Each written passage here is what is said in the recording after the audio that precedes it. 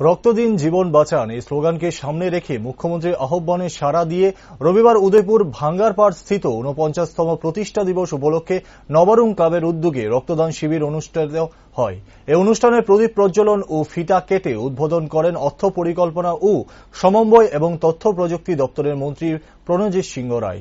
এছাড়া উপস্থিত ছিলেন উদয়পুর পৌর পরিষদের পৌরপিতা শীতলচন্দ্র মজুমদার, বিশিষ্ট সমাজসেবী প্রবীর দাস সহ ক্লাব কর্তৃপক্ষরা।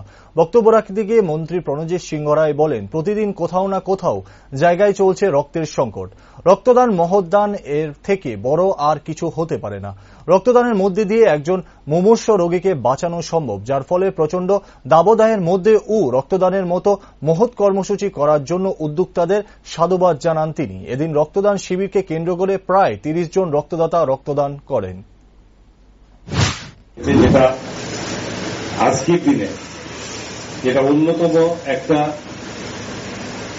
কর্মসূচি যা আমাদের রাজ্যের মাননীয় মুখ্যমন্ত্রী প্রফেসর ডক্টর মানিক সাহা আহ্বান করেছেন, আর এই রাজ্যের একটি মানুষও যাতে রক্তের অভাবে কারো জীবন না যেতে হয়, এবং এটা সকল স্তরের মানুষের কাছে আহ্বান।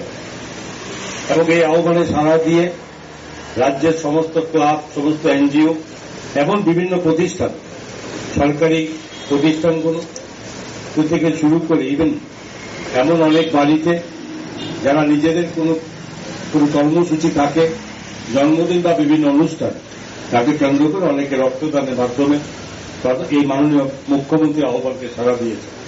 এটা আমরা এতটুকু বলতে পারি যে রাজ্যের কোনো মানুষ রক্তের অভাবে তাদের প্রাণ দিতে হয় না। এটা অন্যতম এক কর্মসূচি যার কোনো রকম ভাবে অন্য কোনো কর্মসূচি কোনো দানের সঙ্গে যার তুলনা চলে না।